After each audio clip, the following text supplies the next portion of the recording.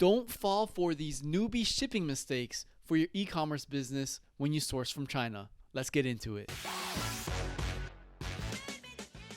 So these are the 5 topics I'm going to cover about how you can fall for these mistakes if you are new to this game, so please avoid them.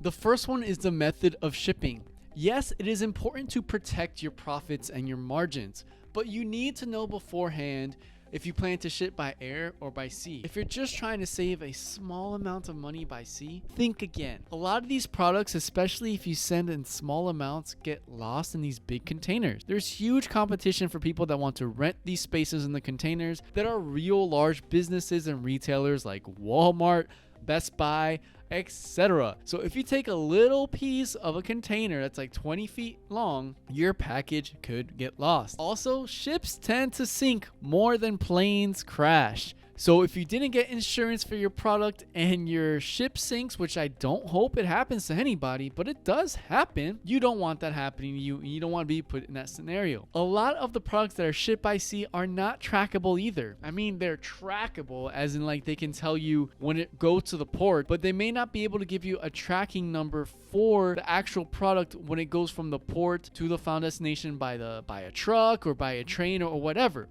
Unlike air freight. Realize that the time also takes forever, especially during the holiday season. The shipping for the sea just takes a long time. I've seen packages take up to 90 days, where if you select the air option, it takes between 7 to 14 days. Which one will your customer prefer? That's up to you.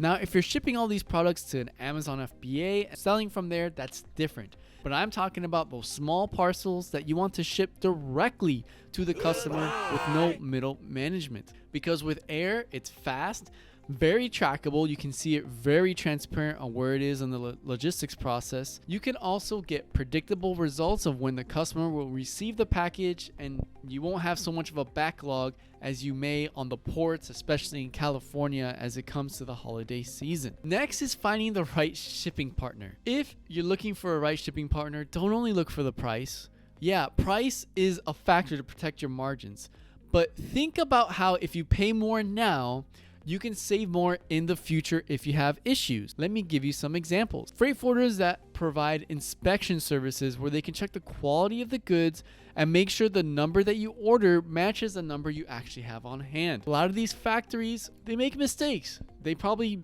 ship thousands of products every day, so it's just common for them to happen once in a while. Also, if someone tries to scam you, as long as you can catch it before it's shipped outside of China, you can get a refund and return the product to the warehouse pretty easily. These factories don't pack their products to be shipped overseas. They just pack it in a way so that it can get to its final destination inside China. You want to make sure this partner of yours can properly pack your items so that it safely arrives to the final destination, especially if they are fragile goods, because you don't want to deal with broken items when it arrives to the customer. Kind of talked about this a little bit before, but cheapest is not always the best. Let me share a story with you that happened with one of my subscribers. I've actually opened an independent company in China and I signed a contract with China Post EMS. It is absolutely the cheapest way to ship goods via air using small parcel. It's called ePacket. It was a pain to set up, but I finally set it up. And you actually get the same pricing strategies as Amazon and Wish customers do when they ship from China. However, their customer service, it just happens to suck. I ended up losing $300 worth of goods with no proper follow-up. I tried tracking down the items, calling the company, filing a ticket, emailing them,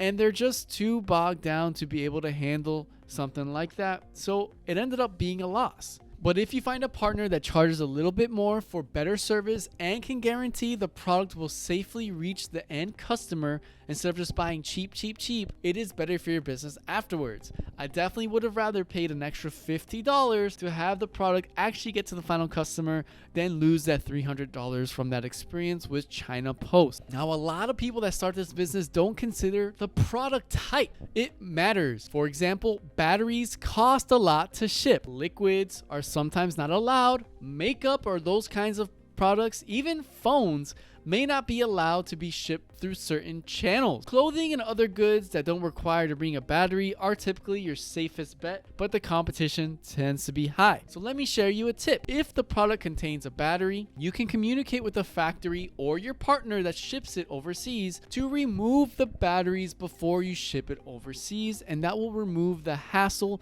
of dealing with batteries for shipment. You can just make it very clear when the customer buys a product that batteries are not included. Problem solved, and you save a lot of money on the shipping because it can be up to 50 to 70% more expensive if you decide to ship with batteries. And the last point newbies need to consider are fluctuations. Like with most businesses, there are seasons, and that means there's a high and a low season for e-commerce, and that will affect pricing. So it is good to use an API that is always updated on a weekly basis because it can affect your margins if you're not careful. All of a sudden, the pricing of shipping can increase 10 to 20%.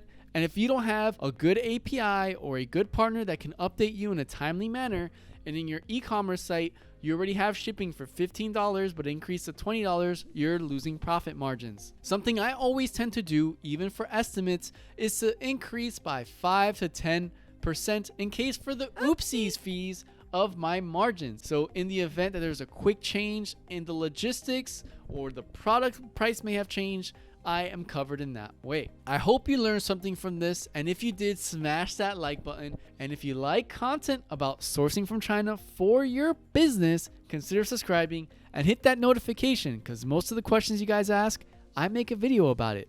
It's just that you're not hitting the notification to know about it. Thank you for your time and tuning in.